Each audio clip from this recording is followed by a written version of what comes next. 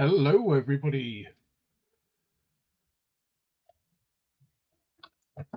Well, here we are with some of the Westland Sea King on my bench. Hopefully you guys can all hear me properly and see what is here.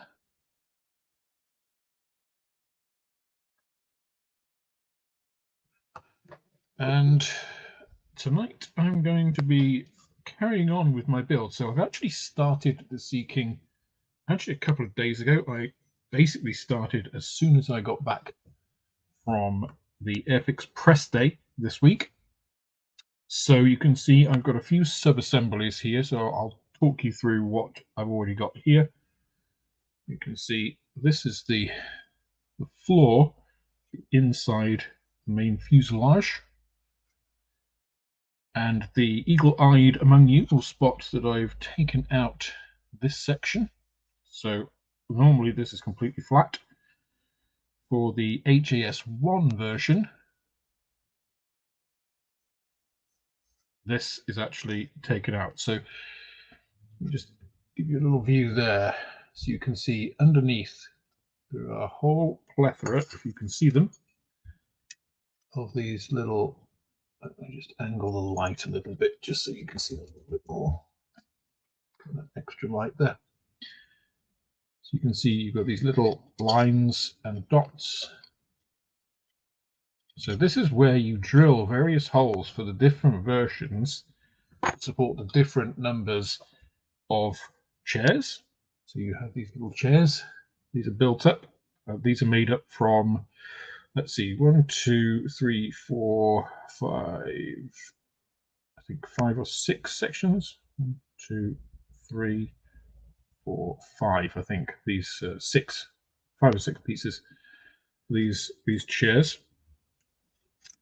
and depending on the variant, is the number of holes you have for these. So these connect down to the floor like so. And the various stations. So this, for instance, is the anti-submarine officers' little station. So that one goes just here, like so. And of course, for the HAS1, you have the dipping sonar. So Chris from Airfix actually gave us a little bit of a talk. And if you look at the latest Airfix blog, you can actually see some of the details and some of the explanations of things that they gave on the press day on that work. I think they call it workbench sprue talk blog. And this is the complete winch assembly for the dipping sonar. So the dipping sonar is this sort of cream and metal piece here. So you can see it is winched up to the top here. You have the winch, the little baffle here, the top of the guard assembly, and then the actual radar screen here, or the screens, which then have the little controls. So that obviously sits in here. So the dipping sonar goes through, so it can be lowered all the way into the sea. And obviously this is the guard, which then goes to the bottom of the aircraft. Really nice detail on the inside here. Most of this, of course, actually will be closed up. I'm going to do it with the open barn door and the open access door on this side, so that you can see as much as possible in there. And obviously I have painted all of these pieces so that when you can actually look in, you can see it. It's not just a bunch of singly coloured plastic. But some really nice detail, as you can see, in the cockpit itself. So at the moment, I haven't put the seats in because trying to paint anything with the seats in would be almost impossible. The Sea King's pretty crowded, as with most helicopters or most aircraft actually. it's pretty crowded. We did get the opportunity to go and sit in a few of the aircraft. Historic helicopters have 5 aircraft, and I actually sat in the pilot's seat on one of these, and to be able to get into the pilot's seat, there is a particular sort of operation that you have to do, which is quite tricky. And I am not the tallest person; I'm a very average height. The pilot who actually used to fly Royal Navy helicopters was quite a bit taller than me, and he said if he can get in, anybody can. One of the funny pieces of detail I'll point out to you here, you can see on the side wall here, you can see there's this, hopefully you can see, let me bring again this light over to give it a little bit more close-up light. You can see there is this tube up here to this little cup shape. Angle it so maybe you can see a little bit better. Just on the corner here, this black tube, little silver top. That is the P cup.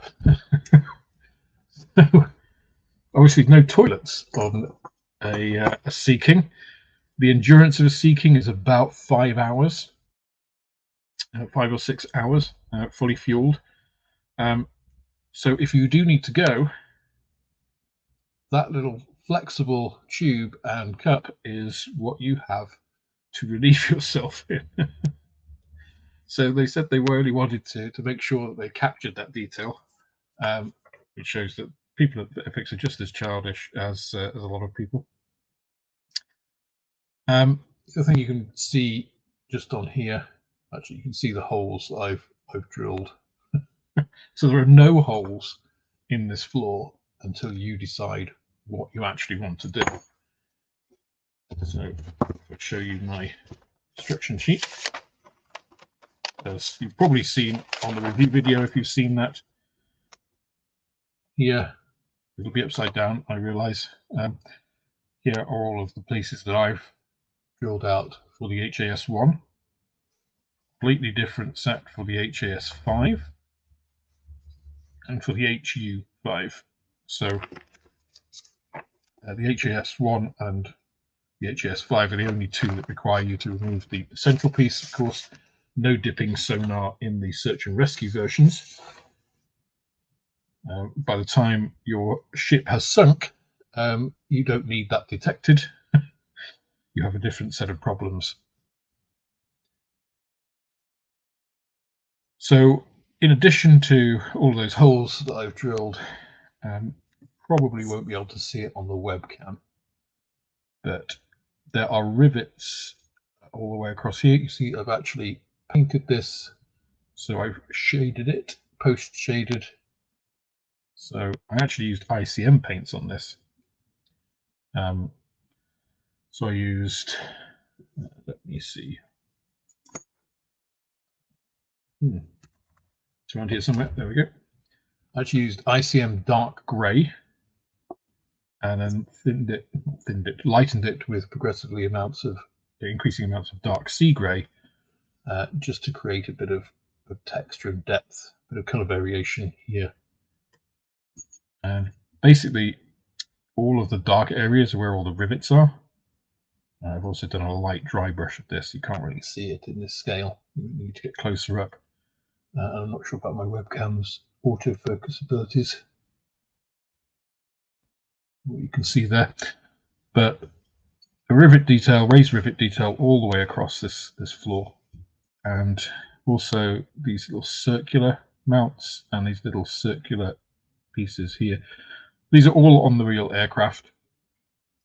Hi taggers, and hi everybody. I should have said hello to everybody that's joined. Sorry, I got straight into it. So thank you for joining. I will be actually doing some building. I'm just kind of explaining what I've already done on this aircraft so far.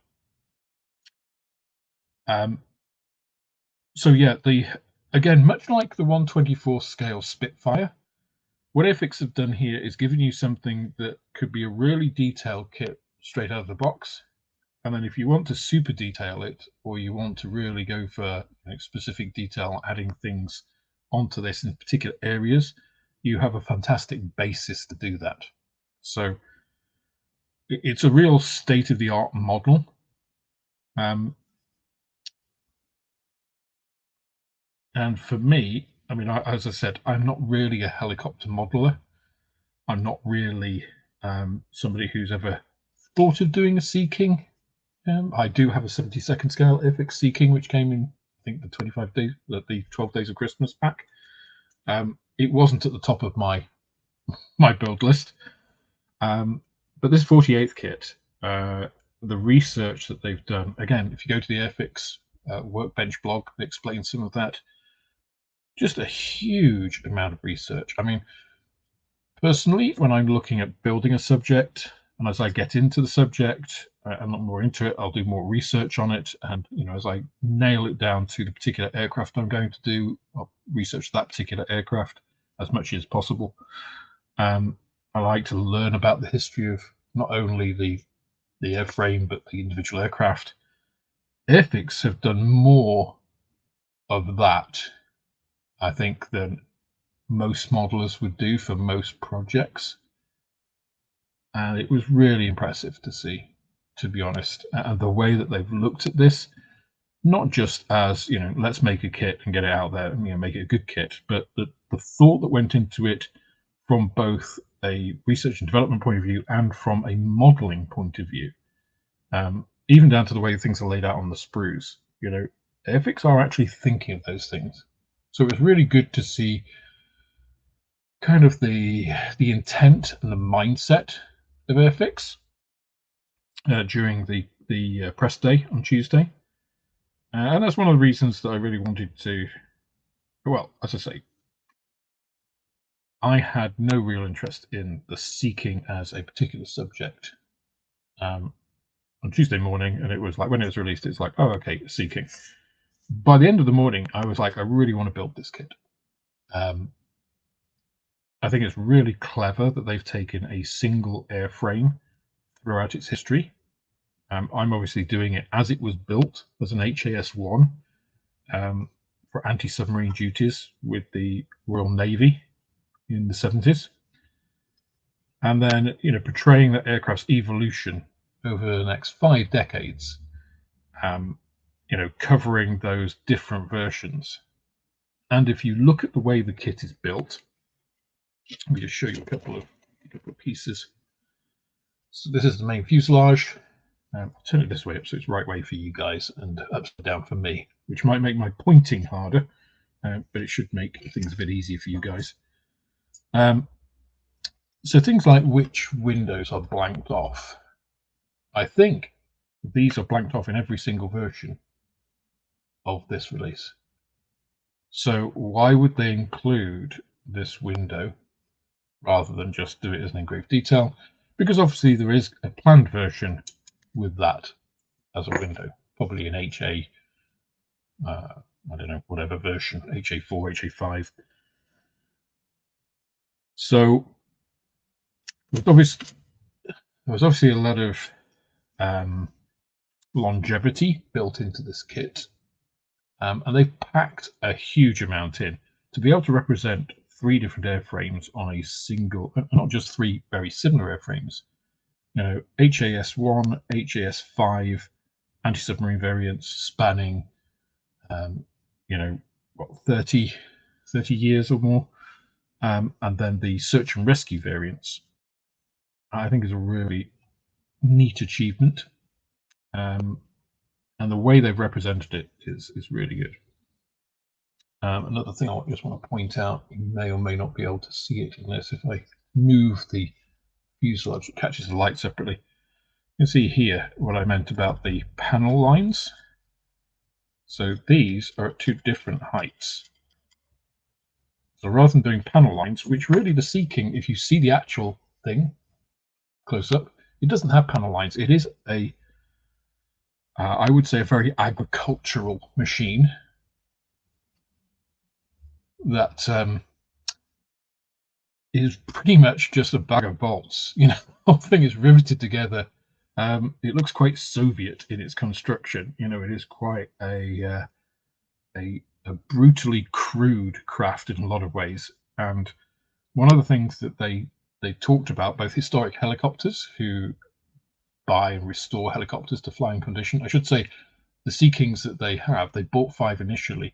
They're going to restore those to flying condition. I think 4 of them are already in flying condition, so they use them for a lot of film work and stuff. So if you've seen the Netflix, is it Netflix or Apple TV? I think it's Apple TV Invasion. There's one of the Sea Kings in there. They just did some work showing it. They've got one painted in green and white for the President of the United States, the Navy version. And sorry, well, I was just got a bit distracted. Excuse me. Going back down to this kind of agricultural build, you can see here this seam here. If you see these on the actual aircraft, they are really, I wouldn't say rough, but they are very different from like a fast jet, which is smooth. They try and minimize any rivet that protrudes into the airflow causes a little bit of turbulence, which is why they're flush riveted. A helicopter is not designed in the same way. So just look at that profile. Yeah, it is aerodynamic to a degree, but the top speed I think of a Sea King is around 200 miles an hour, something like that. And when they change things on this, so when it went to HAS1 to HAS5, when they go to what was it, HU series, the search and rescue, they just bolt shit on. So, like an aircraft, you would have to, put something, maybe do a new cowling to go over it to smooth it in the airflow. That's not the case with a helicopter. And if you've seen these FLAR, the FLIR pods that they put on search and rescue, and there's one for the HU5, the later version by Heli Operations, it is basically a bit of tubular steel or aluminium that are then bolted into the airframe.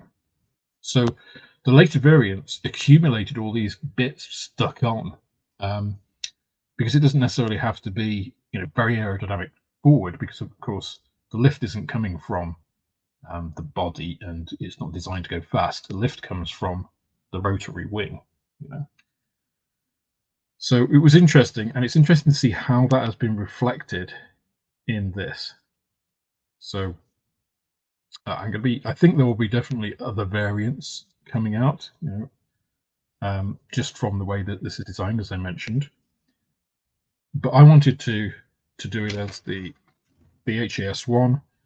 They had, as I showed in the unboxing video, a fully built Sea King in each of the 4 configurations, as well as a couple of test shot builds just in bare plastic. And the HAS1 looks really smart, very 1970s sort of Royal Navy. And I know a lot of people like the brightly coloured search and rescue ones. I am primarily a military modeler, and I would say more, kind of mostly aircraft. I've kind of gone into more AFBs as I've gone in my career, but the idea of having the airframe, dedicated to a military purpose, to me is a lot more appealing. Let me just go back to the sub-assemblies that I've looked at so far. So covered the dipping sonar winch assembly, which is in itself a little model. And actually, when Chris gave his talk, so Chris is the guy who designed this kit. He said that one of the things that he really liked was making this, and the fact that it is a little model in its own right, and it really is. Complete with this, which has the 2 CRT screens.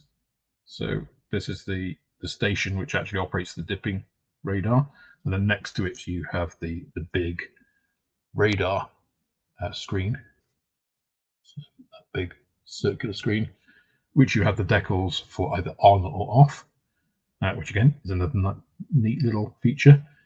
So obviously the radar operator is the one, or sorry, the sonar operator is the one looking for submarines and sits next to the guy operating the dipping sonar so that they can work in tandem to find, submarines that they're searching for. I mentioned these chairs. So there are a couple of different types. There are ones for the pilot and co-pilot. So you'll see here, one of the reasons I did this deliberately. So they have orange cushions on these. At the moment, I've got these in white, and there's a reason for that, which I'll come back to. But the ones for the pilot and co-pilot just attached directly to the floor. So you see, show here. You can see I've got paint on my hands from where I've been dry brushing earlier. And these are a bit more than dry brushed, they're sort of wet brushed in white to just try and pick out the texture on them, because they are textured. So the soft seat cushions, all of the soft material seats for the HU versions, where you've got obviously a lot of seating in the back, is all textured and modelled. So these ones just attach directly to the floor, because of course they don't move. And then for the rear ones, these ones, they are mounted on rails for adjustment, and obviously in the real thing they can be unbolted and picked up and moved somewhere else, or moved out of the aircraft, which is part of what gives it the versatility in usage.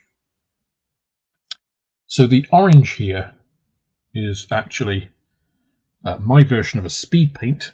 So those of you who know or are used to modeling miniatures and do miniature painting will know that Games Workshop have a range of what they call contrast paints. The Army Painter brought out their version of speed paints, and what you can also do is use liquid inks. So these are Liquitex inks with some medium and diluted to give you basically the same thing but homemade. So there's a lot more shades available. They tend to be single pigment, so you can mix them with predictable results, which is what I've done here. I've actually mixed this, which is vivid red orange, and this one, I can not drop it, which is yellow orange azo. So I just mix those to produce this vibrant orange. And what these are basically they're transparent paints. So again, the Liquitex inks work well because they are naturally transparent. You add the medium so they pool and flow better, and then you can put them over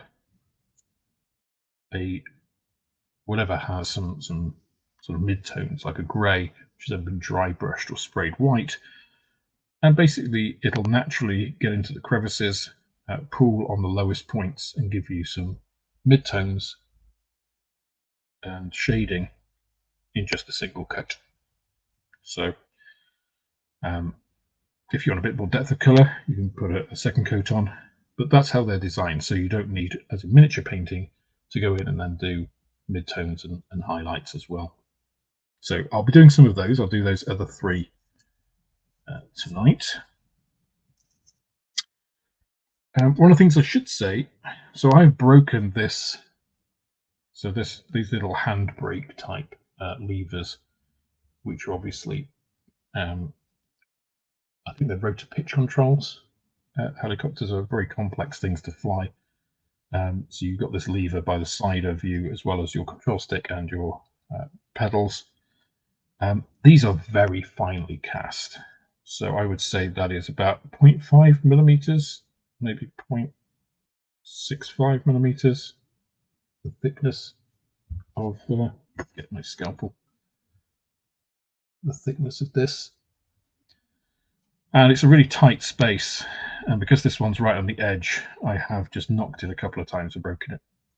So I've knocked it once glued it back on, supported it, it glued fine, and then I broke it off actually shortly before coming on stream today.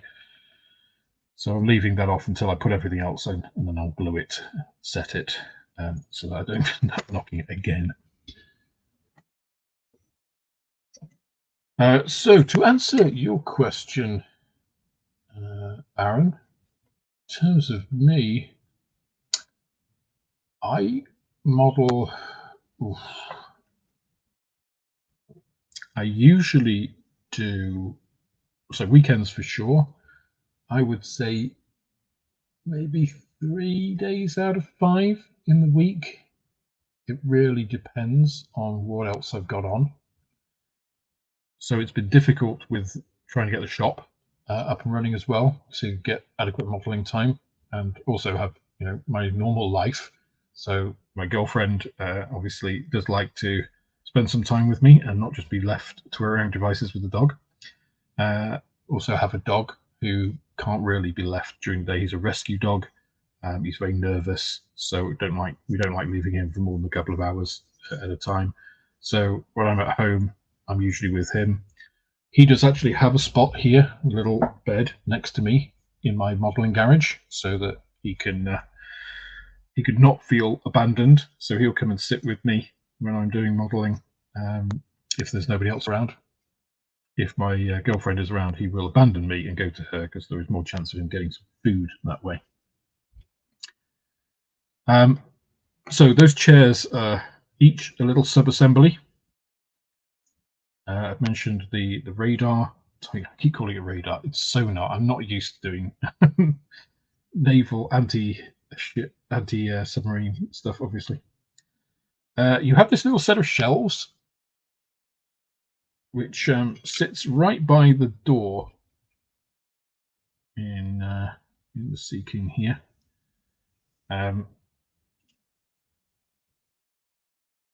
Which are quite prominent on the real thing.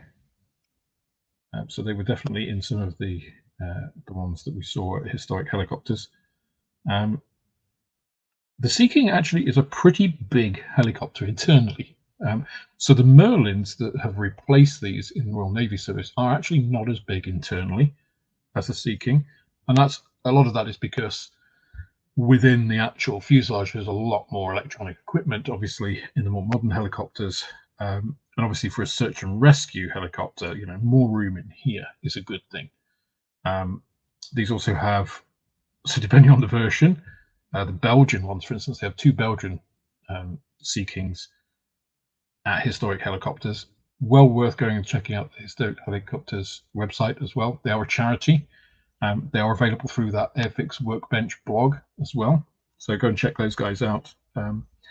They do a lot of work with people with post-traumatic stress, particularly who were in places like Afghanistan, Kosovo during the 90s and stuff.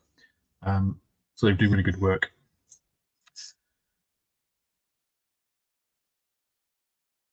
But yeah, even though there's quite a lot of room, these places, getting in here is actually pretty tight. There's not a huge amount of room coming in this way, because of course most of the egress and ingress for any passengers, let's call them, rescue people, are through the big barn door, in this side, rather than through this access door, which looks big there, but is not actually, doesn't feel big when you're getting in and out of the aircraft. So that is another little sub-assembly. Dipping sonar covered already. Other pieces that, okay, so I'll tell you where I've got up to. So those actually took a lot of time. Oh, one more sub-assembly, and that is the control panel and instrument panel. So the Sea King has a lot, because of course it was a 1960s or 1950s design, really, aircraft. It first flew in 68, so initial design development during the 50s and 60s. It's a very analog aircraft, right? Again, I don't know how well you'll be able to see this if I bring this over and bring my light up. You can see this. So Obviously, pilot and co-pilot, the controls are reproduced for both. Usually the co-pilot flies and the pilot is actually the commander, effectively in control of the helicopter.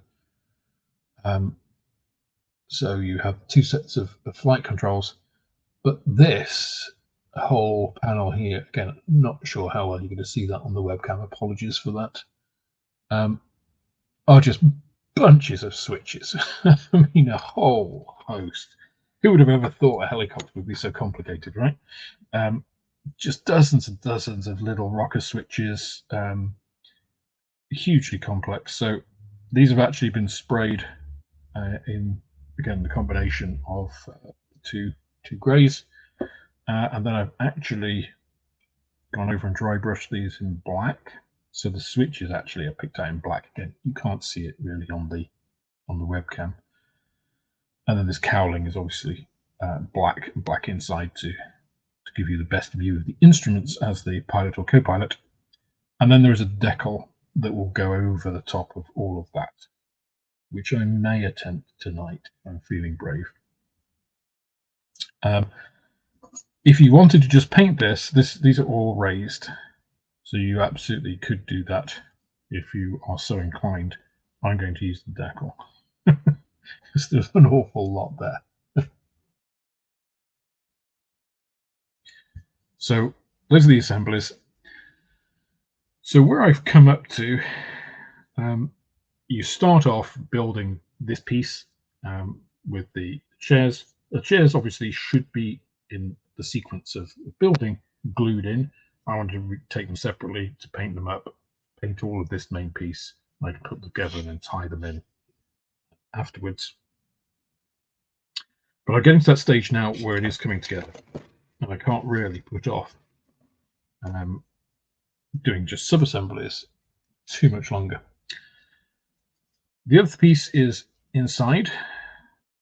So the way that this is constructed, again, very much like the 1/24 scale Spitfire, is that that is the great piece. You have these side pieces which actually go on for the inside of the aircraft. A little clamshell. Yeah. And then you have a hot fillet. So this is the roof of the ceiling, I should say, of the aircraft. So then you have the inside, all basically ready, and then that fits into the outer hull, like so. Which is a nice way of doing things because, of course, you avoid too many sink marks and things on the faces that you don't want. Those, all the sink marks are not sink marks, but ejector pin marks. They're actually pretty faint. I mean, you can see where they are here, but you don't have to deal with any of those because obviously that is actually how the interior of the aircraft will be. Let me turn it the proper way around for you guys. The reason this is masked off at the moment is because in the HAS1, this is the exterior color. So this is all the dark blue of the exterior, and only these top pieces are in the gray. So in the other versions, slightly different. The interior is more, I think, the uniform gray. The HAS1 also has this, which is basically like a plastic curtain. It's the only way I can describe it, which actually separates off the very extreme rear here. And then again, you have this one, which again, in the actual one is like this crash padding. You see the texture, so just move it across the light. And you get a similar texture of this. So I don't know whether that is just crash padding cut so that you can go through. I expect it probably is, but there wasn't an HAS1 historic helicopter, so I couldn't actually tell you that. I don't know if there are any HAS1s available to do that, or whether they were all converted. I expect they were probably all converted. I don't think anybody's going to go and reverse engineer one anytime soon. So that actually forms the rear that then this piece, this interior piece, sort of locks into, give you that strength and stability. So you can see you're not going to see a huge amount when you get through. So when you're dipping sonar in, that's a good idea. What you're going to see, you can see it, but you can't see a lot of it. And through this side, the main view you get is of this panel here. Now, one of the questions I asked when I was actually at the press day was, it seems a shame that you go to all of this, you've got all this beautiful detail that you're then not going to see. Is there a chance of doing a clear version? And basically, Airfix said no. And the reason, yeah, I will get to building. I'm kind of just explaining where I've already got to. Patience, it's a virtue. And the reason that they don't do a clear version is that when you cast in solid plastic, and when you cast in clear plastic, the molds for the clear plastic have to be highly polished.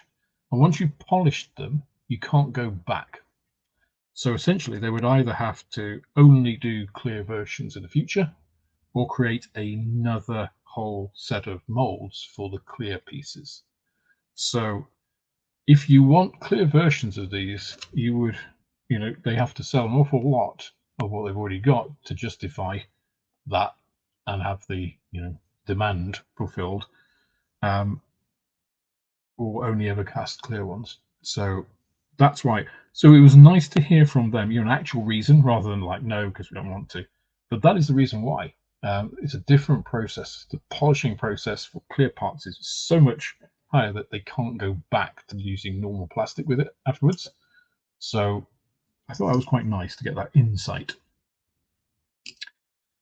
So that's where I'm up to with all of that. What I'm going to do next is paint up those little orange seats. And then we can get all of those into the airframe, and I can do some washing, start to close that all up.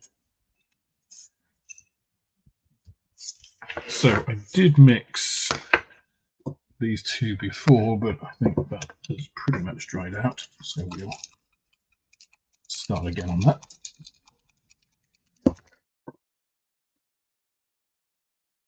I did actually count the proportions, so I do know what I used before. It's a 3 to 5 ratio of these.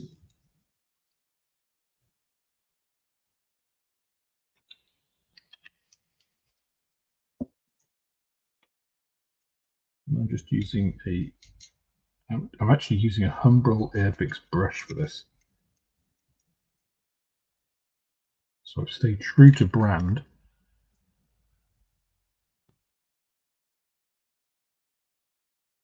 So you can see I'm not being particularly careful about how I'm applying it actually on the seat. I'm trying to keep it obviously only on the cushions. But because you've already essentially defined the midtones and the highlights with the amount of dry brushing you've got on here, it's just a matter of covering what you've got.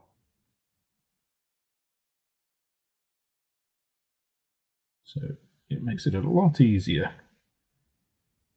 for painting of pieces like this.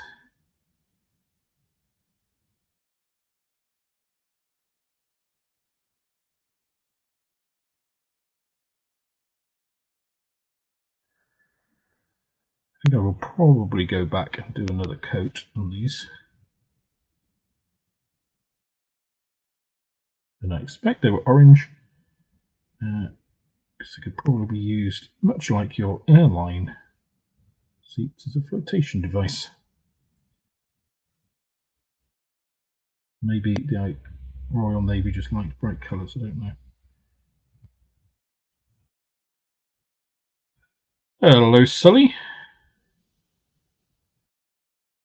Haven't got to weathering yet, so I'll disappoint you on that bit.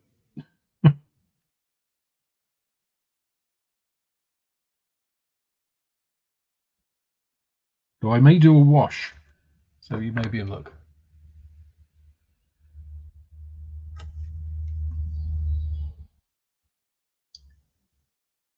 So apologies if there is a delay between any questions asked or anybody coming in and saying hello, and me responding, but obviously having to keep in mind to actually what I'm doing, as well as just checking the chat. Which, if any of you have done a live stream, you will realize it's much easier with somebody else, because then you can focus on the discussion or what you're doing a little bit more than when you're by yourself running everything. It's a bit like flying, really. You know, if you're in a fast jet and all you've got to do is shoot things down, you don't need as many people in the aircraft as if you're a strike aircraft or naval aircraft like the Tomcat, and you really need somebody in the back to help you out.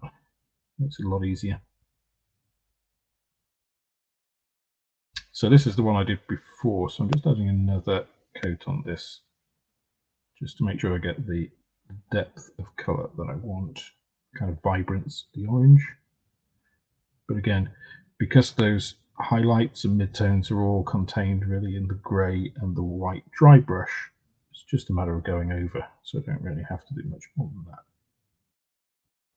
So if these were a bit more visible on a different aircraft, or if it was a fighter or something, why you'd have an orange seat in a fighter, I don't know, then I probably wouldn't do this. I would actually go through and paint it with proper highlights and things. But as it's not going to be as visible as that, I think that's good enough. I'll find out when it's all put together and decide that no, I should have done it properly. We'll see.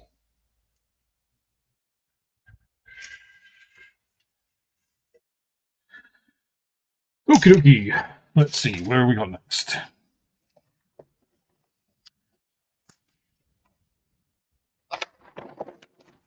So this is all of the stages of just building all of this. In fact, I think these 2 pages are entirely to build that dipping sonar assembly and the associated stations with it.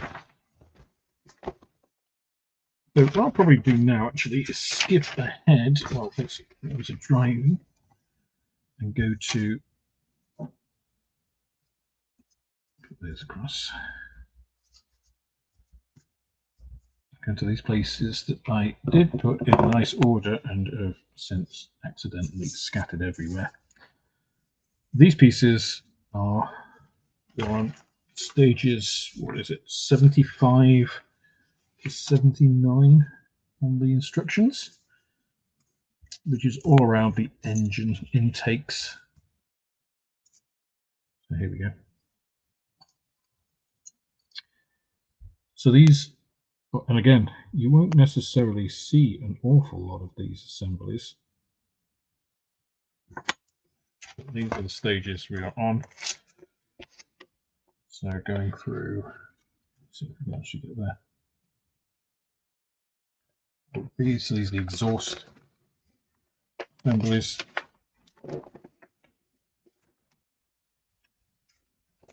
So all the way to this, where it actually goes on top of that fillet, that internal fillet I mentioned before.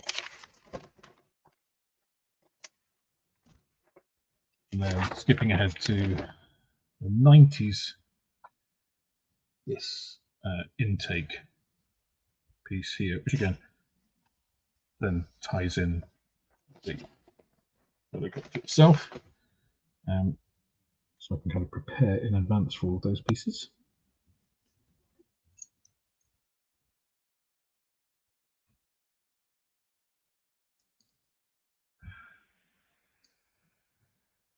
Hello. No, I did not hang about. As I mentioned right at the beginning of the stream, I got cracking with this pretty much on Tuesday evening.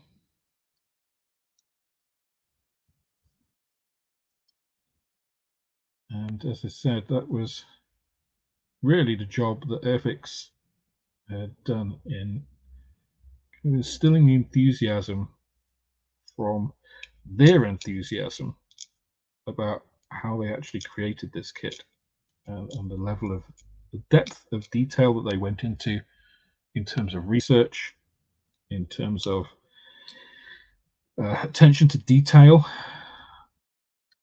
And for me, as I say, I came back starting the YouTube channel a year ago.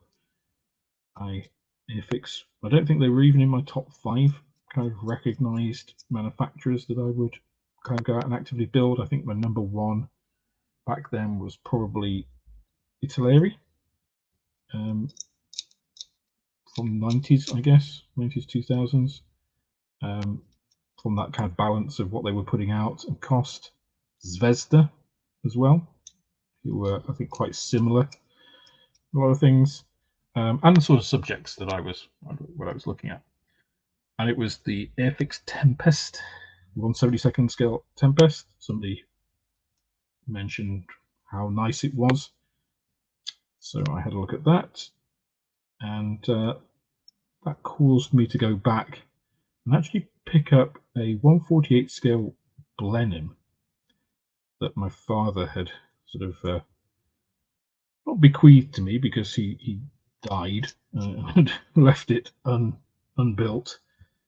So I inherited it more than anything, and I went back and built that kit and was kind of shocked at how good that was.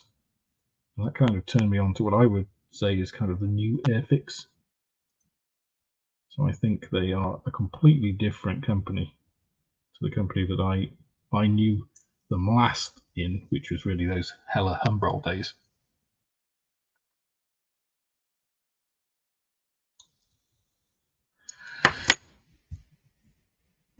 So far, there are a couple of pieces in the instructions where I would actually go in a different order.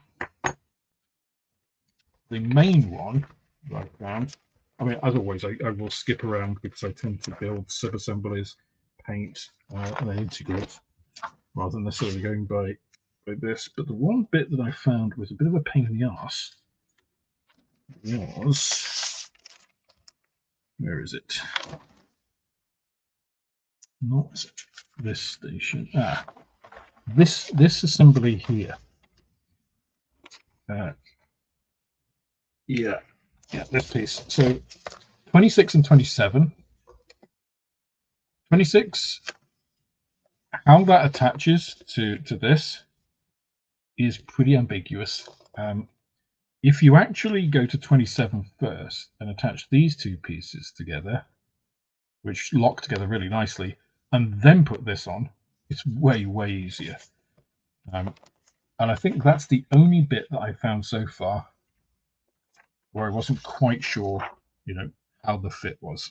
Everything else has gone together just intuitively.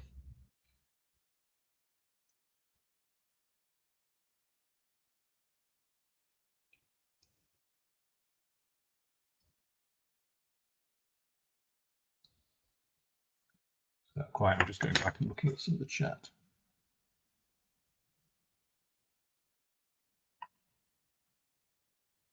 San Jose, California. That was the very first place in America that I visited. Or, well, to be fair, it was Santa Clara that I was in first, but spent quite a bit of time in San Jose.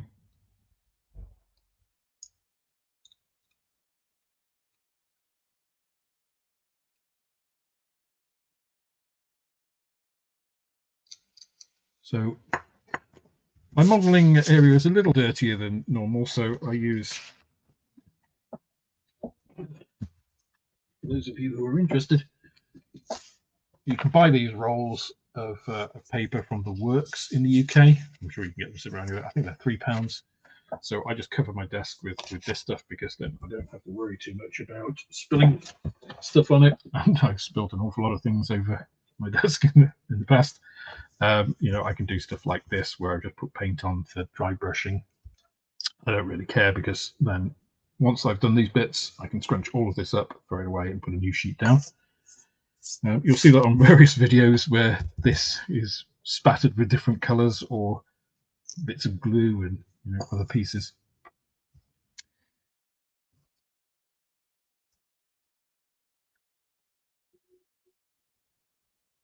Okay, let's trim these pieces.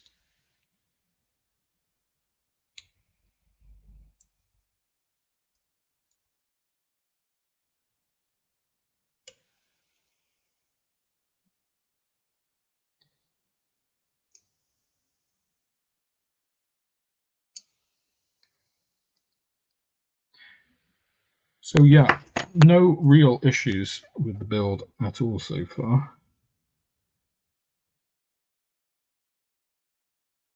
Not that I expected there to be, but you know, sometimes it's always different when you're building something that somebody else has made rather than you're building something that you have made. Look at this. I'm actually, so first gluing of the evening. There we go. Almost an hour in before I've actually applied glue to anything.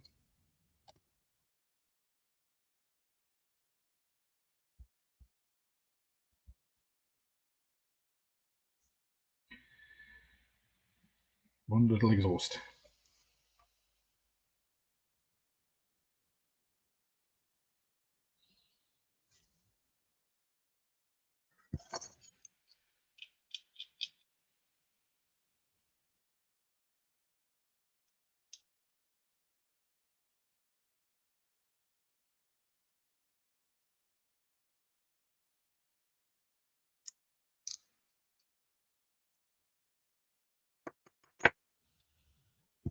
You'll have to let me know, Sully, when you want those birds you requested.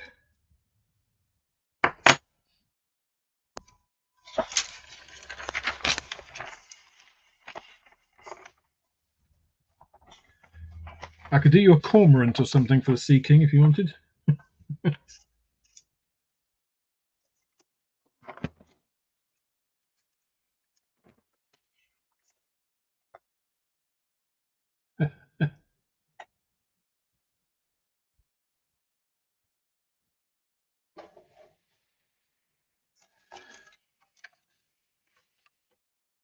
So one of the things that I thought was funny on the Airfix press day was the very first slide Dale had up was of a lynx.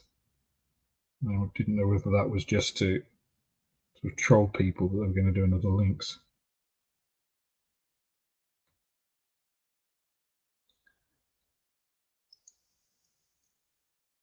Cheers, Aaron. Thanks for dropping by.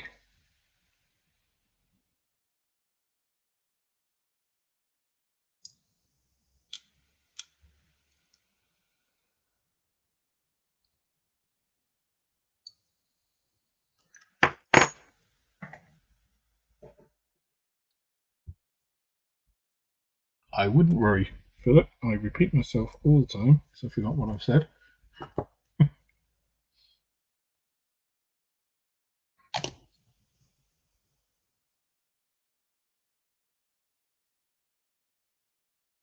So this is, of course, in Airfix's current styrene.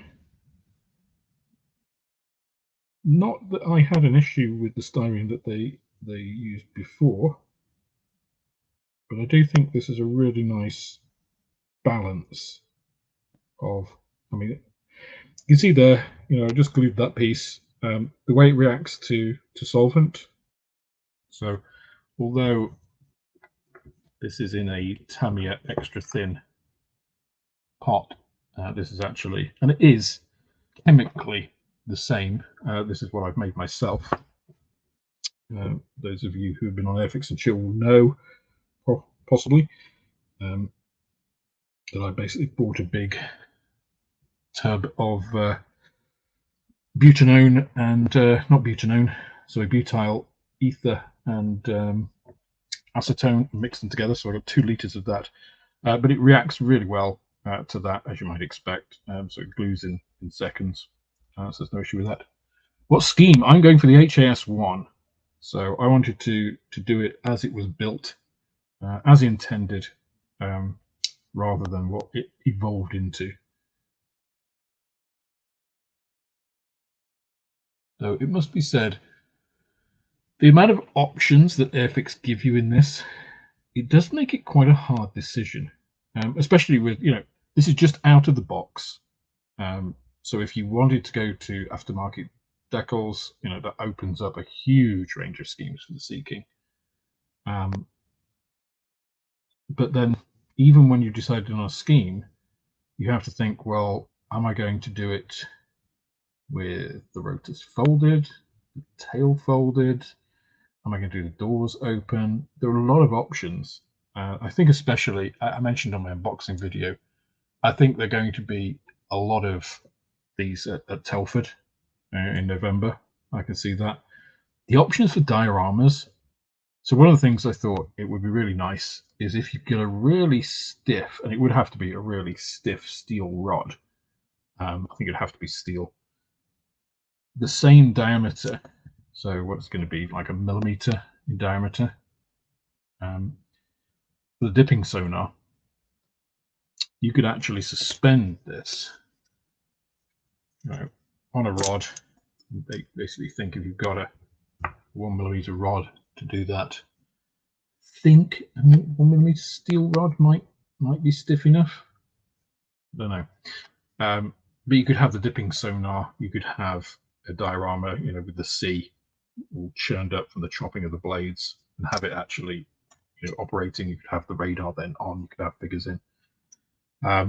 You could actually have this on the sea, because they are of course amphibious and they do float, so hence the Navy. So the amount of options, the amount of potential diorama options for this in the future, I think are huge. So I'm quite looking forward to Telford actually, to see what people do with this. So that'll be nice. No pressure then, if you're going to be looking at what I'm going to be doing for the office. Thanks for that, guys. Okay, let me, so then we have step 75. Nope, just throwing it. Step 75, exhaust, which goes that way.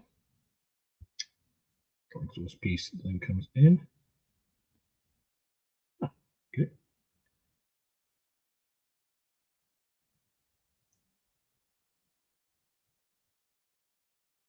Okay, so it's these little details that I keep kind of coming back to. So just putting that on there, so it's like, how does that fit? And that's an angle, right? Oh, you may not be able to see because of the webcam. So if you see this goes in, it actually sits at a slight angle. I'm just like, have I got that the right angle? Well, the pieces have recessed fitting parts, and that has a raised piece, so you can't get it wrong, which is very reassuring. Perfect.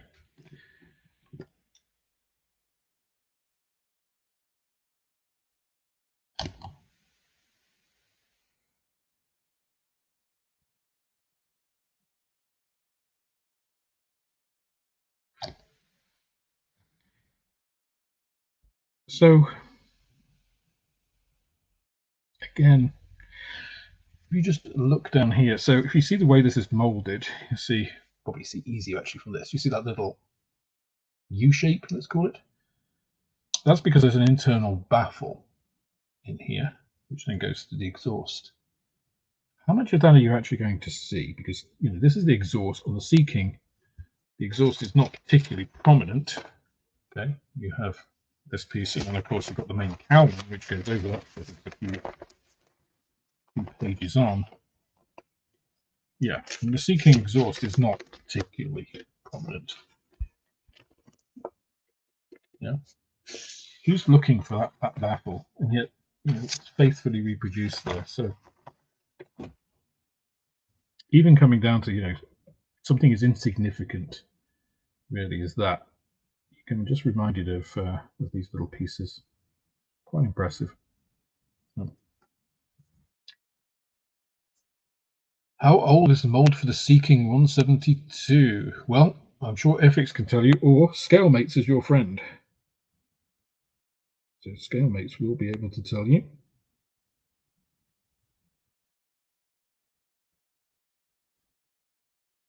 $2,000 and something. 2000, I would say 2010s. I would say it's in.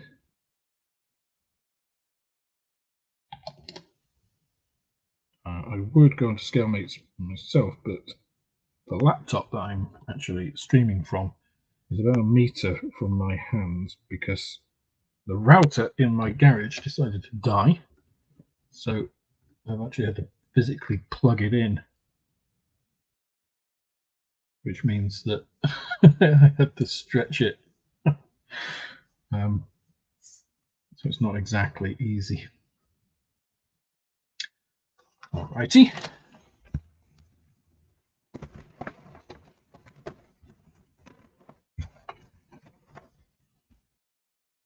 So this is the exhaust mounting plate, let's call it that. And there we go.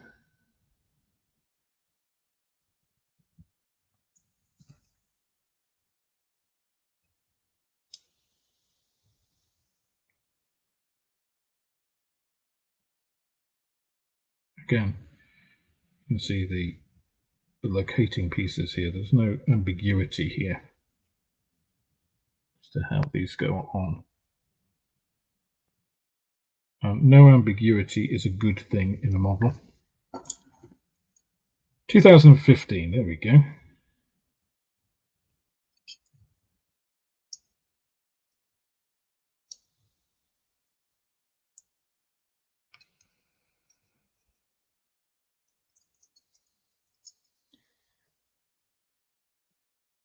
So I am sure Airfix will release this as an HAR version at some point, like the 1/72 scale. Well, I presume if the sales are good enough, of course. There does seem to be that kind of flexibility with the kit, as I was mentioning before. Yeah, of course, I don't want to second guess Airfix, but I would say there's certainly the scope for it.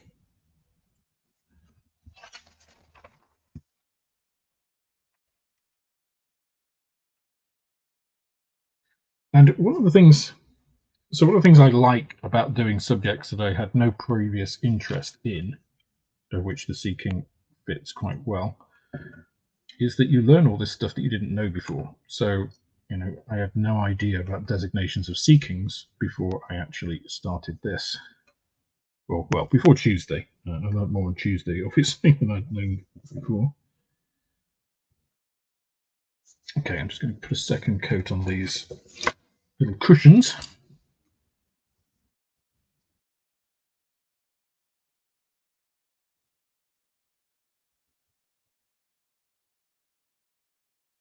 Again, just to give that coloured depth.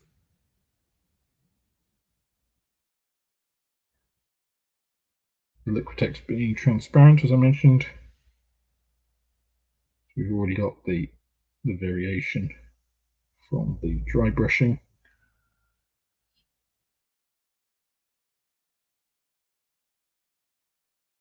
Now I haven't washed any of these pieces as of yet, but that is something that I am going to do before closing up.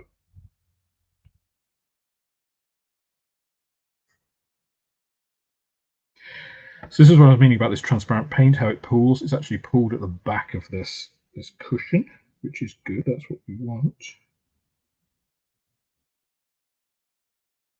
And that basically comes from when I made this, homemade speed paint, effectively. Use quite a bit of medium, acrylic medium. You can buy acrylic medium from, Winsor & Newton or whoever. And it just helps the paint to behave in that way. It's the way it flows. So it makes it seek out the crevices, folds in whatever you're putting it on, which is the basis of how speed and contrast paints work.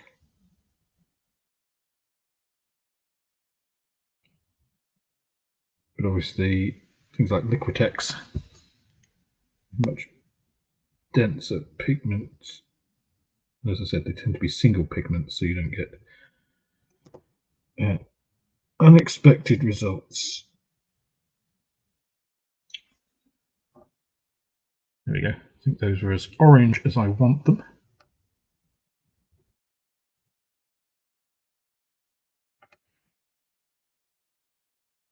I'm going to put them like that so you can see them.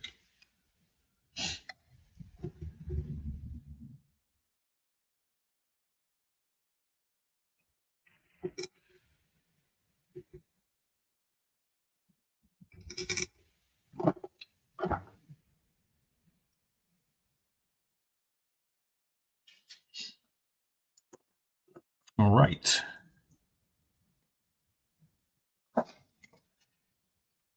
So I check on this because I can't remember which of these is which. User error. I've been paying attention to the stream and not onto which side I was looking at.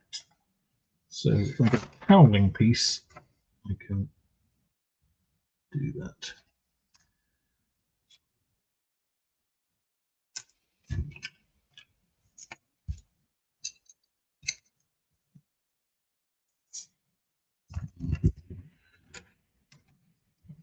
Okay.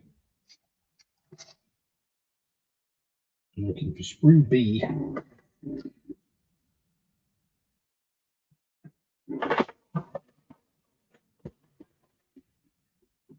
Has to be said, there are a lot of sprues. A lot of sprue searching. Okay.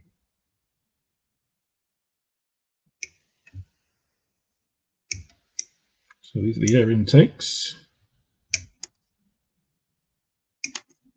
Now you notice this looks a little bit sparse because I've used a lot of the B components, and in addition, these are all the spares that I have so far that I've managed to locate and take out. So these are all the bits that I won't be using so far. I haven't got all the way through yet. Identify these, so you can see there's a lot, and there are some really nice pieces as well. So this is one of the panels, alternative panel. This one again, a little lightened stepped piece. So some really nice spares box pieces for future use on another project. And the air intakes are one of those areas. There are different versions for the later models.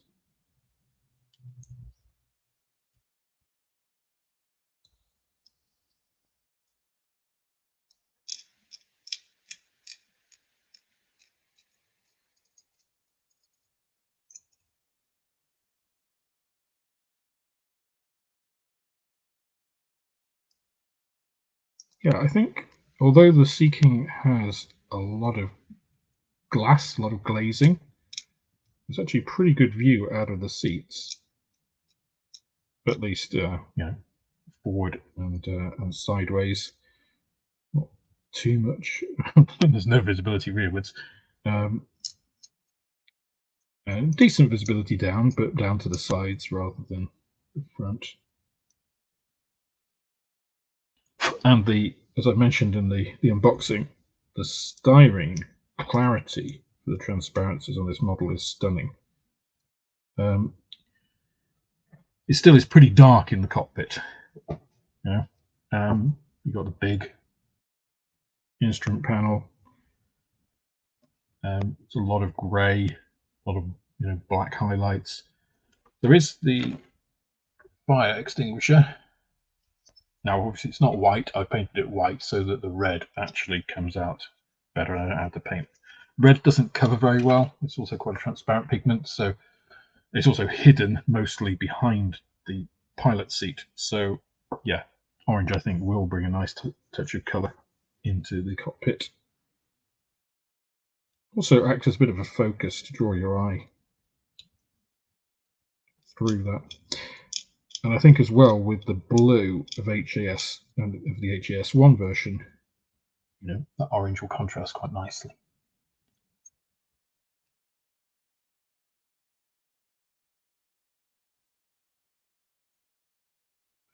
Now, for those of you cringing for me cutting towards my thumb, do as I say, not as I do. Cut away from yourselves. I've just been doing it a very long time and find I have much better control, especially over short distances, going towards myself than away. And also, this blade is relatively blunt for a scalpel. I've been using it for quite a bit, so I know it's not.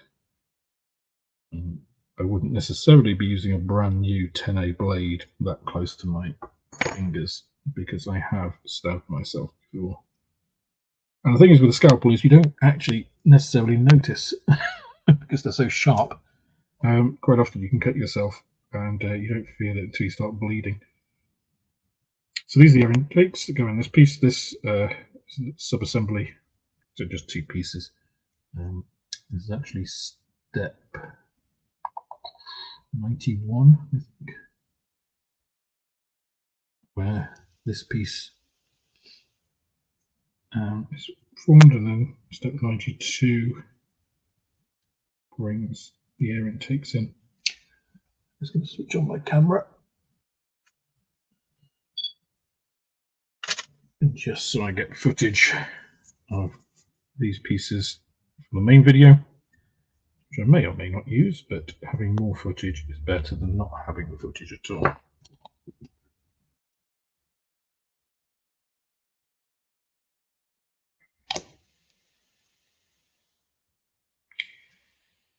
So you can see, although I'm delaying putting all of the internal components in, there's plenty of stuff you can still do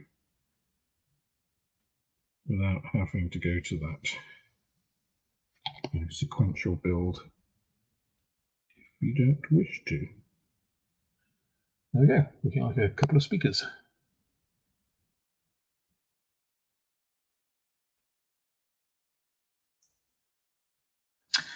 Right, let's look at this. So they actually go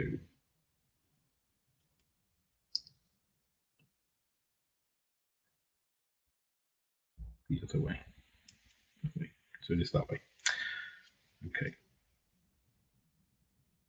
Let's get these glued on.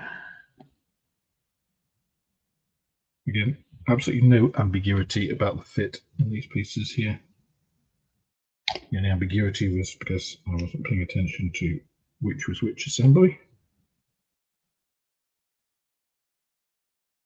As you can see, as mentioned before, styrene works perfectly instantly and still is not as soft as it used to be.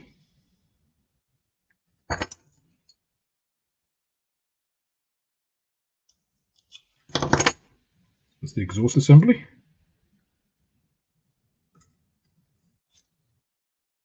We have the intakes.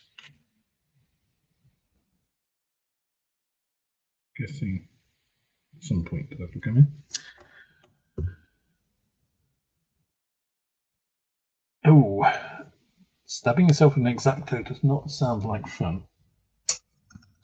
change the battery on the Pentax.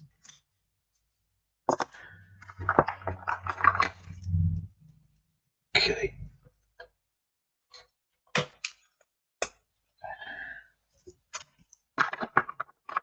I think what I'll actually do is, for the future streams, is upgrade my StreamYard license so I can add in a second camera so you can see the view from my Pentax, which is what I use for doing the top-down shots for most of the video work I do. Taggers, the shop is going well. I was there today. So just clearing out the piece by the counter, moving all that across. I need to put floor in there. Flooring is pretty much in the rest of the shop. I just ran out of the particular boards I need, so I had to order some more, and they're not due till next week, unfortunately. Got my first delivery of stock, so I have a whole bunch of Trumpeter, Hobby Boss, and who else was it? Trumpeter, Hobby Boss. Oh, ICM kits. So got a big Airfix order that went in yesterday, I think it was. So that should come through, I think, next week. Yes, I have got the Sea King in stock, or will have when it comes. Okay. So I think the next thing is to paint that fire extinguisher. Let's see if I can just do it with the Liquitex. This may or may not work.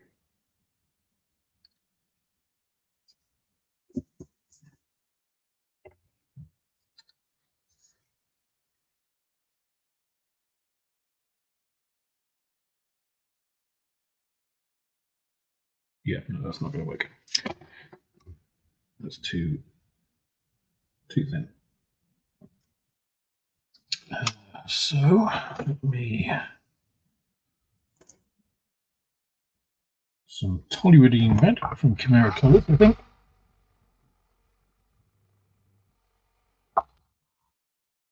So that horrible sound that you probably heard there was my vortex mixer.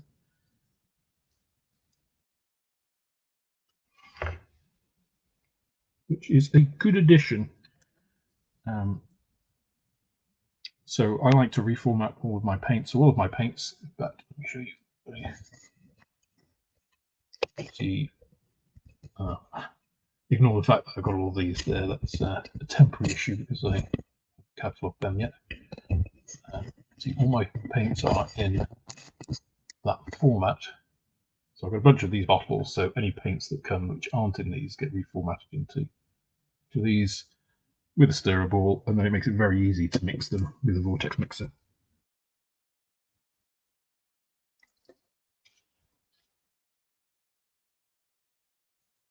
Yeah, that's much better.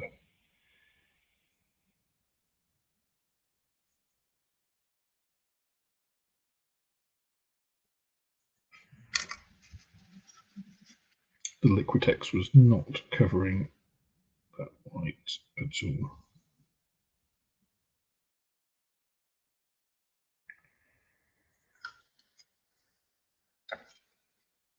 There we go. It's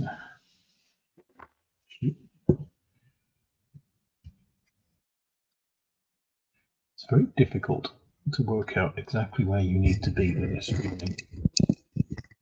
It's nice to get a decent view of things and for me to actually be able to see enough to paint.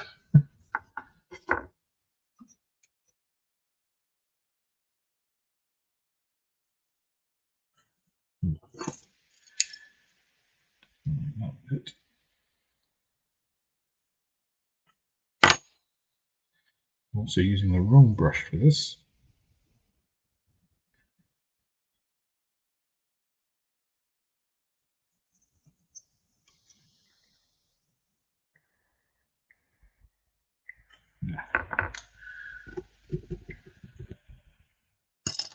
Let's get the right brush. Try again.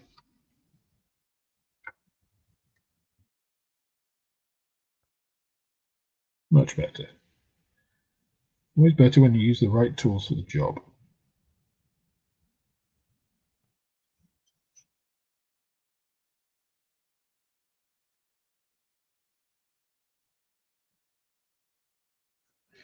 There you go, fire extinguisher.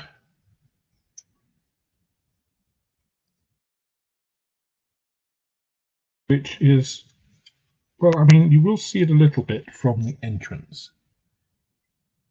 You'll see this sort of side of it, but the actual main piece is covered because let's not use a paintbrush with paint on it.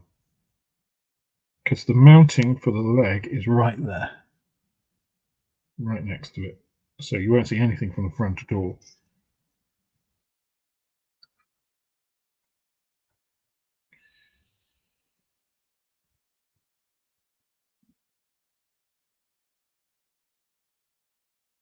A little bit more on the side there. There we go.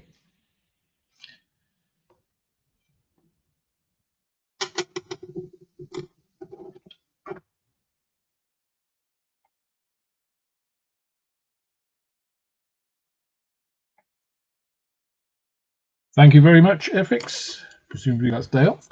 And hello, Dark Soldier. But brown is definitely a scientist's approach to mixing paint.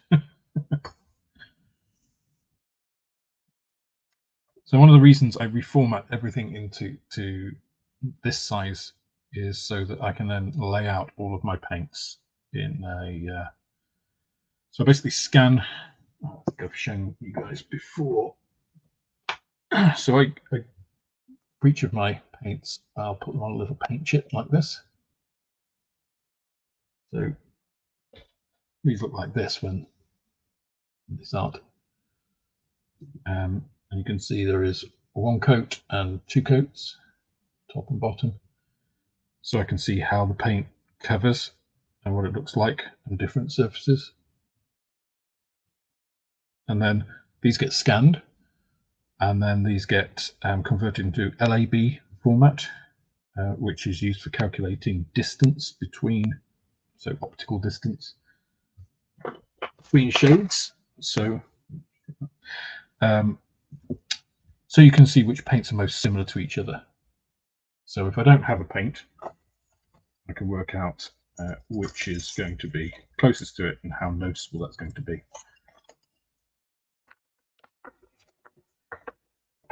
I think of an LAB value. There's a very complicated formula, which is all in Excel, obviously, to work out that color distance. And I think if it's less than, I think it's either 3 or 6, then the eye can't tell. I think it's 3. The eye can't tell the difference between the colors. So it's quite useful in that respect. At least as a starting point. Obviously, what looks better to your eye in reality is obviously the best way to finally work out what you want. Okay, so these two seats that are not on the rails, this one is the co-pilot seat because it has this piece on the back, and this one is the pilot seat. So, pilot seat in. So there are 4 locating pins, and those are all pre-set because, of course, they do not change with the different versions because they all have a pilot and a co-pilot. There's the front.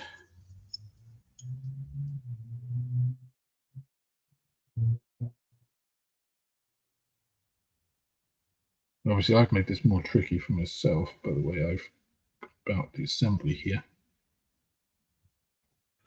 A little piece of, there we go, that's gone. A little piece of plastic or something just stuck in there. Damn it, I had that located and now it's just come out.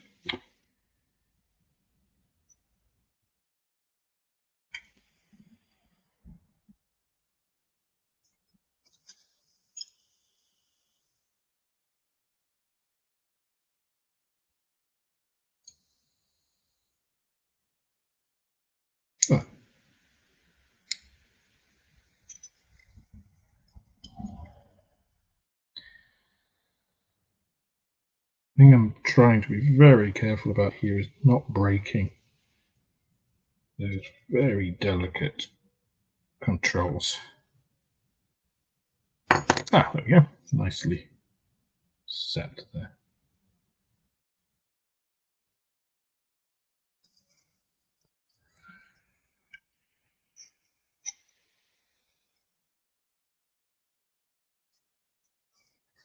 And as predicted, it hides 99% of that fire extinguisher.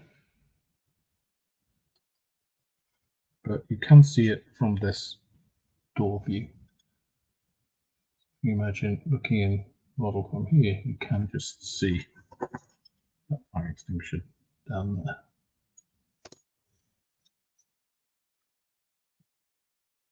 So let's get that cemented in.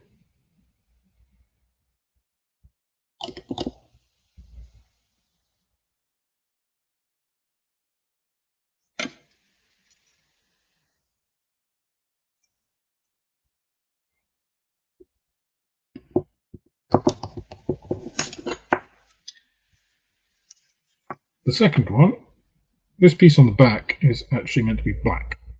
Now, what I did is I've just sprayed it the same as the rest, and then I've dry brushed it, so you should be able to see, hopefully see the sort of raised pieces, slightly lighter in the dry brushing. And I'm just going to use a similar like Liquitex type paint. Actually, probably going to use a speed paint here to go over that, just to darken it down. So that helps to keep the interest in a piece which is black, rather than just being a single block of colour. Liquitex carbon black, I'll use that.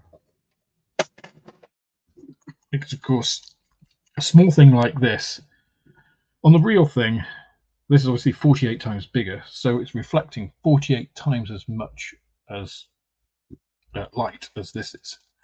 So if I just did it black, it reflects a tiny proportion of the light that it should, so it'll look wrong. Which is why I'm always amused by modelers who insist on getting an RLM colour, for instance, exactly as it was on the aircraft, because that's not going to look right at all.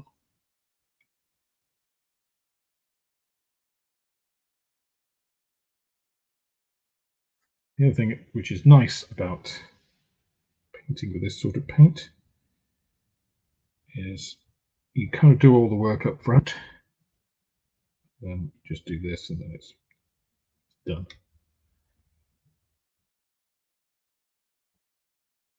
I can just treat this like everything else for weathering afterwards.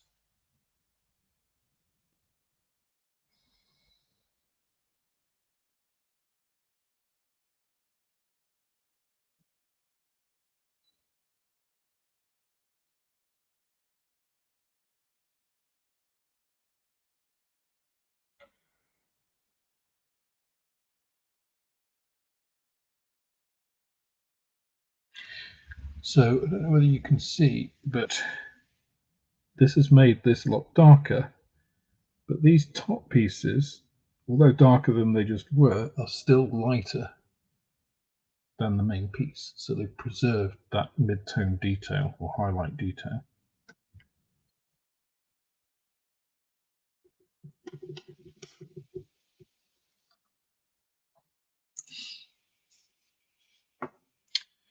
All right.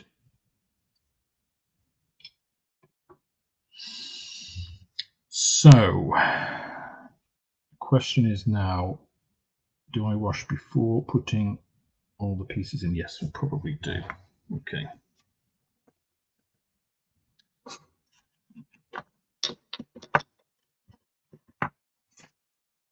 So washing, once I've done all of this shading and stuff, always makes me nervous. Because it's quite possible, of course, to just screw it up. I also find I am almost out of the wash that I made, so I'll make some more.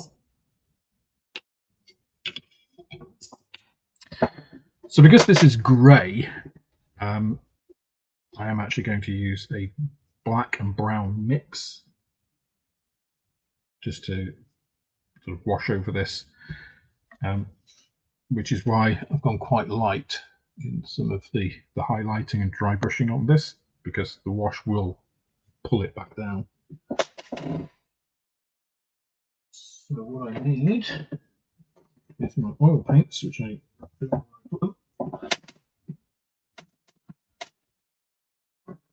it's weird because I had them there we go. With me.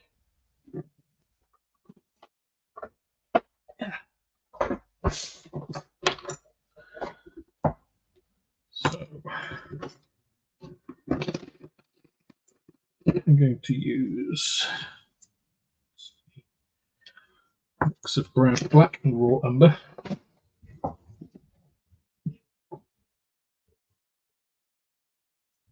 I don't want that oil.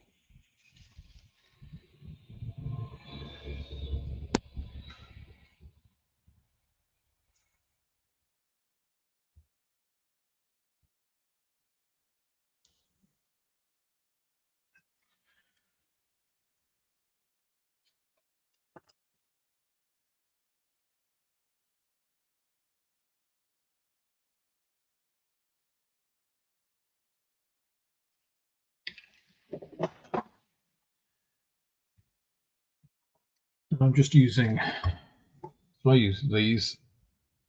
They are odorless mineral spirits. They cost more than white spirit. You can just use white spirit for this.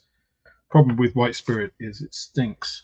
If you don't mind that, that is fine. But this stuff is a lot nicer to use. So to start with, I just use a little tiny bit on my brush to mix the oils together, because just get everything out of the way before I start mixing things, because otherwise they will just separate out and be much harder to mix in. Just add progressively more white spirit until you're happy with the consistency of your wash. You don't get it on the side of your jar like I have. So it's nice to use Tamiya jars for this. It's a nice reuse.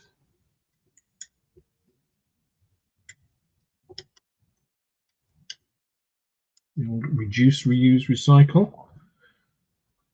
Better to reuse.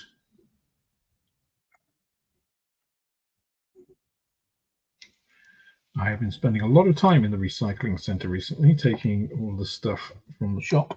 I have my cart full to the brim at the moment, with various bits of wood and old carpet tiles to go there tomorrow. I've probably got another, probably say another 3 trips there before I am done with it as well. Okay, I can start adding it. Thinner in earnest.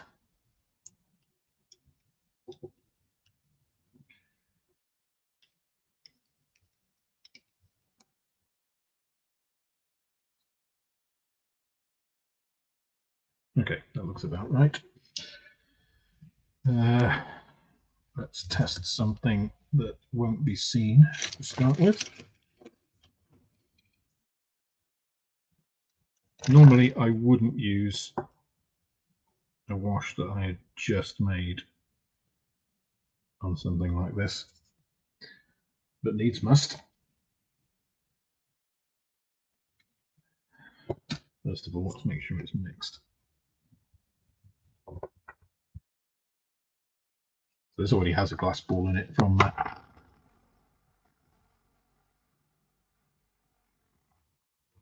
the first time I made it.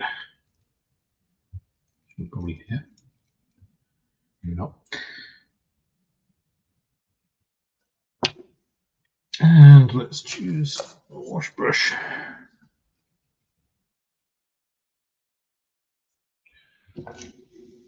Okay, so just test it on this roof panel because nobody's going to see this. And that looks about right. Yeah, yeah.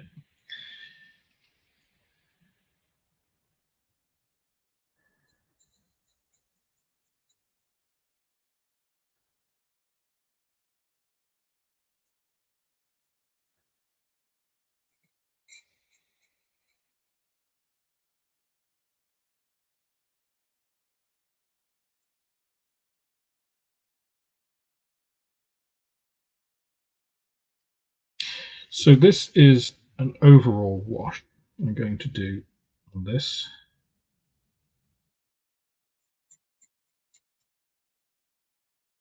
It's maybe a little heavy-handed. There we go, but maybe not.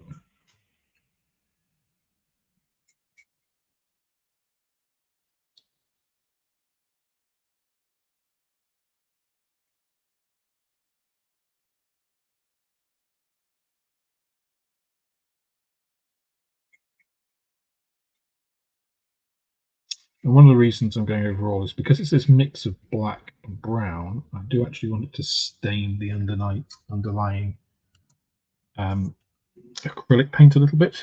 So there are different ways of applying wash.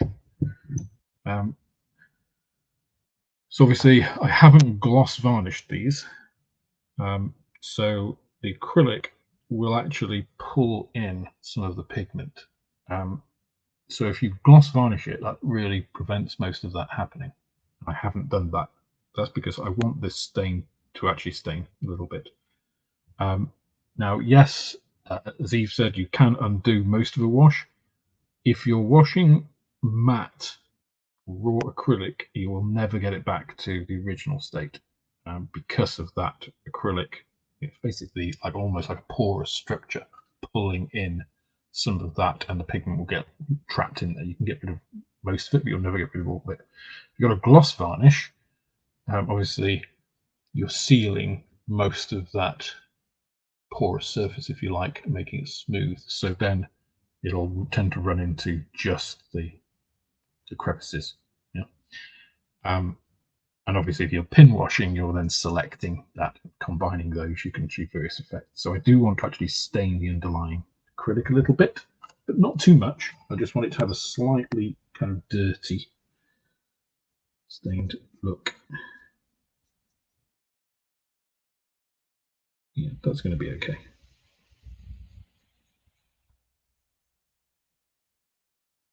So I'm going to go over this once it's dry with not one of these. This is the wrong type of. This is what I'd use if I was doing a pin wash.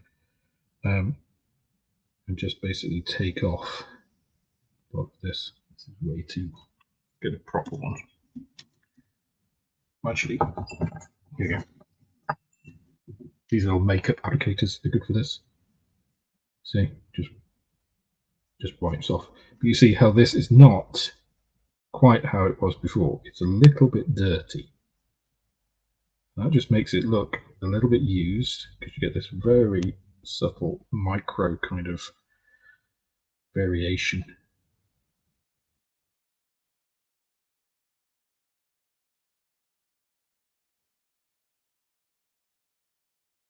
So yeah, that's going to be okay. You can get that actually just taken off. This is why you should always use a piece that that no one's going to see as a test piece.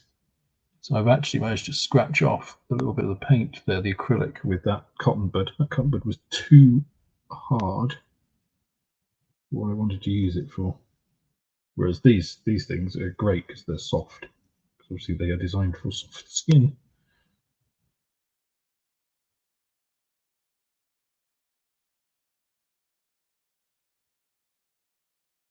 But yeah, that's going to be fine.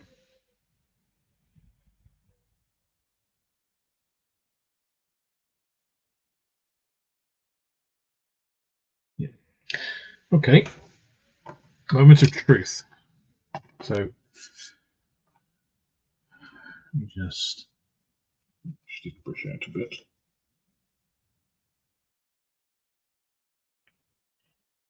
Now that brush is foobarred, I need to wash it.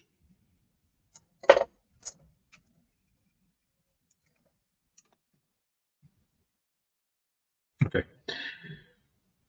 Should have used this to start with. This is my wash brush because it's got no paint on the handle.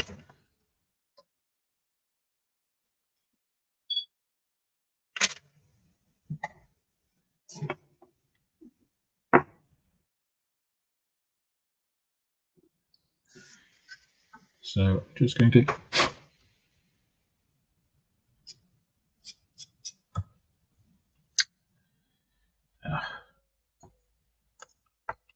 brush. Always get a little bit on your model just before you're about to wash it. Okay, so just going to go over here. You can see how the contrast, or hopefully you can see, again, let me get my light over there. The contrast between these rivets, which maybe you can't see that yet.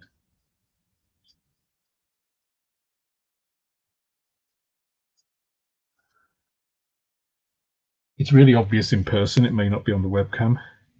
The contrast between these rivets and then the wash just going under and around them is really stark now.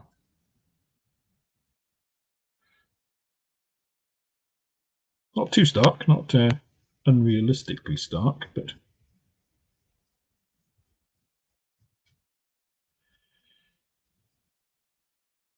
you notice I haven't really bothered doing anything beyond this point, and that's because of that curtain comes down there. I'm not really too worried about that. Now, when you've got wash on your model, and again, if I wanted to minimize the staining on this, I would have applied like either white spirit or this odorless thinners over the model before I actually applied wash, because that helps it flow and helps prevent it actually going into the texture of the acrylic paint. As I say, I actually want that to happen.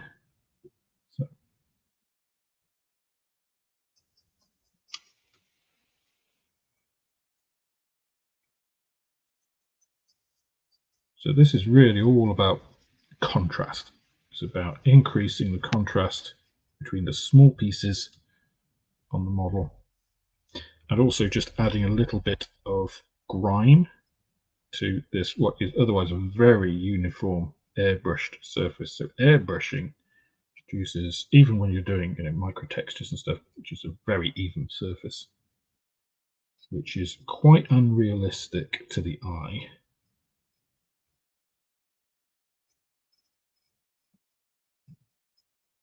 Okay, essentially, I'm quite pleased with that wash.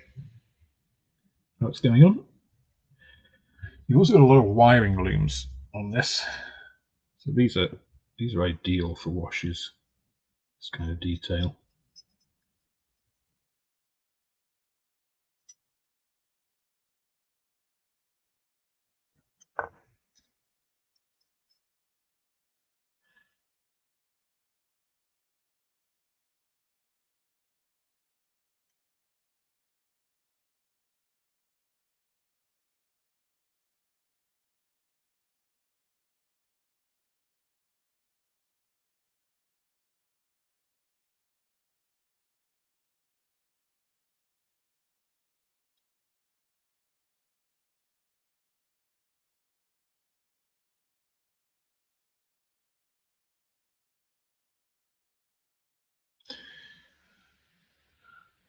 Okay.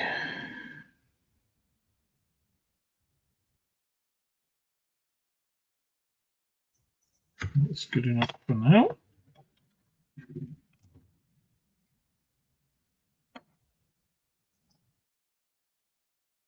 These little sub-assemblies will get washed as well.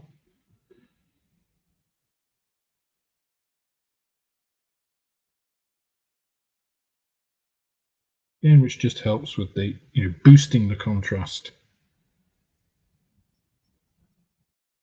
Obviously, this is just putting down the overall wash, and I'll come back and remove it on all of the flat pieces where I don't want it.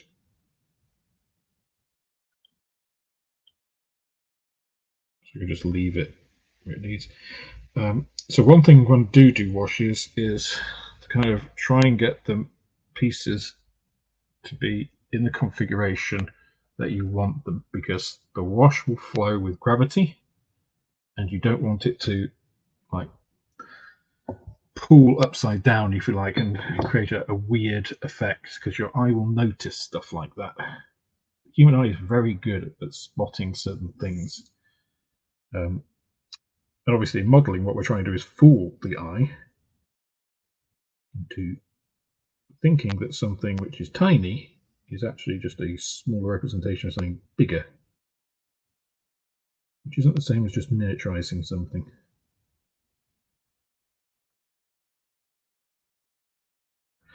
Okay, actually I'm going to change brushes for these smaller parts.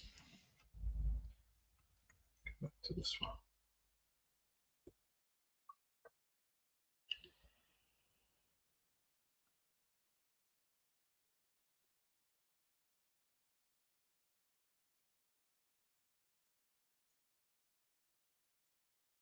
I also haven't put the decals on these screens because I don't want to weather the screen.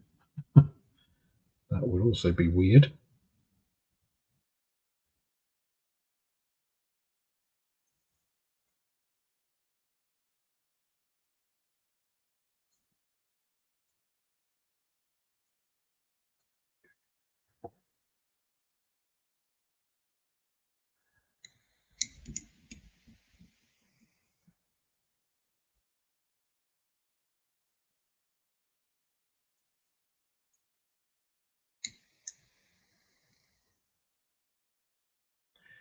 And I know you can't see it on the webcam, but there is even rivet detail on these little assemblies. You know, on this head here, there's little rivets going down the side.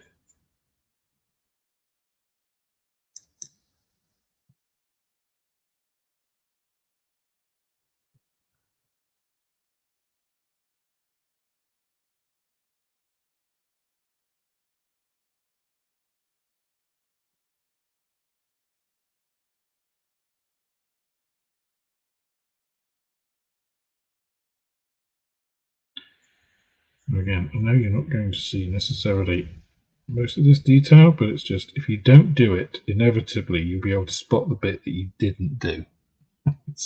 It's always the way. If you take a shortcut, just make sure that you're absolutely positive that it's never going to be seen. Because if there's any chance that it will be seen, then it will be. Guarantee it.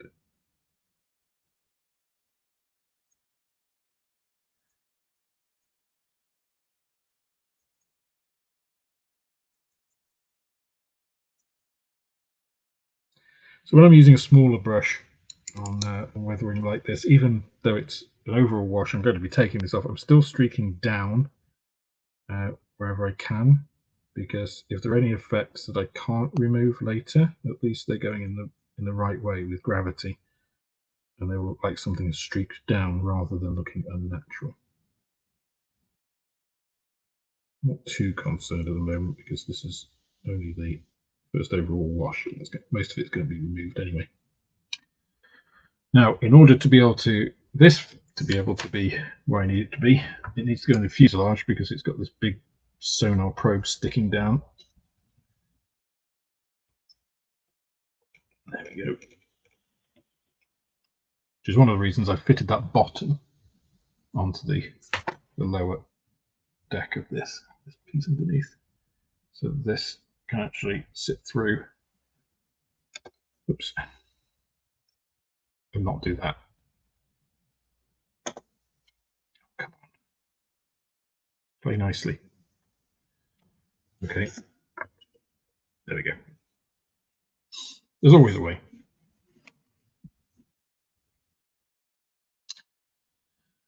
I've got my little shelf.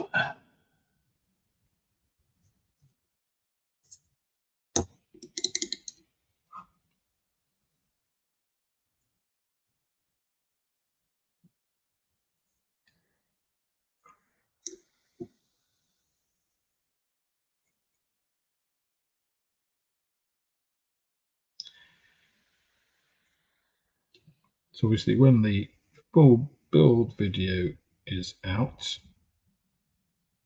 you'll be able to see some of these pieces in a bit more detail.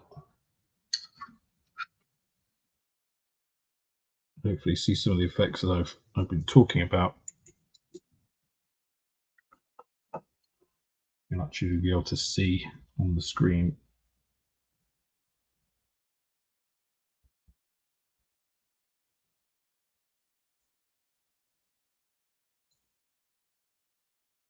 Hopefully, even with the webcam, hopefully you can see it's just about boosting contrast a little bit.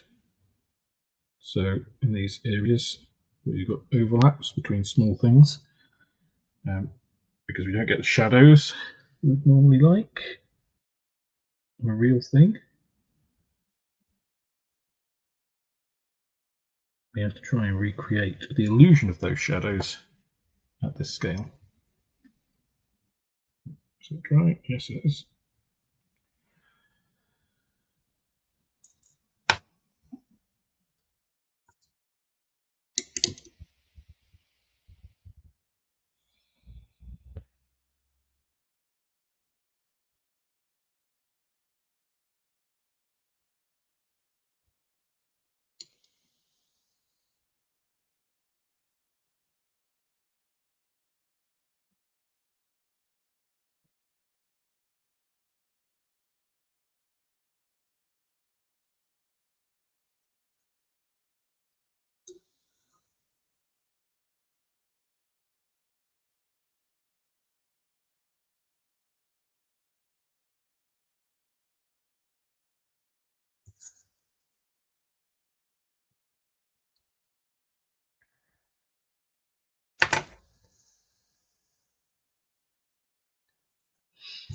Right, I'm coming up to 2 hours, so I'm going to finish up these, and then I'm going to go in and have dinner with my girlfriend. So, any questions in the chat before I sign off here?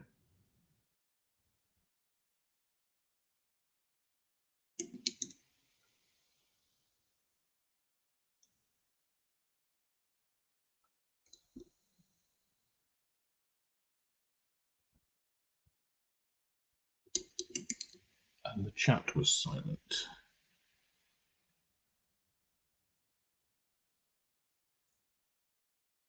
Maybe there's nobody left. 26 people.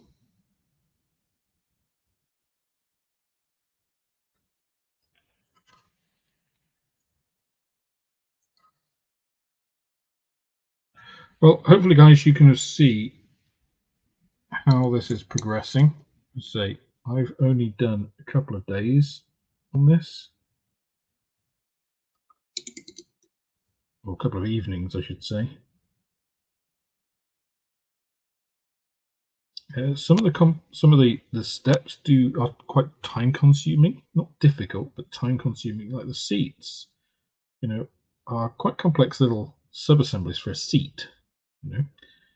And doing, depending on which one you're doing, you could do up to 5 of these. Each of them requiring a bit of careful painting after the assembly. So it's a substantial build, this kit.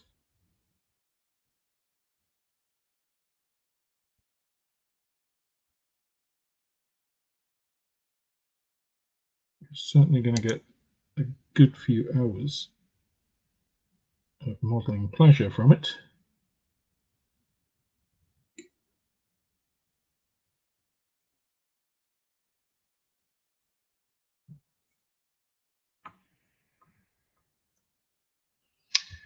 Right, I think I've done all the sub-assemblies. Probably find there's something I've missed just after I finish, but I think that's everything. So thank you guys for joining me this evening. If you'd like to see another one of these, let me know, and I can schedule some more time to go through the next steps, putting all of these pieces together.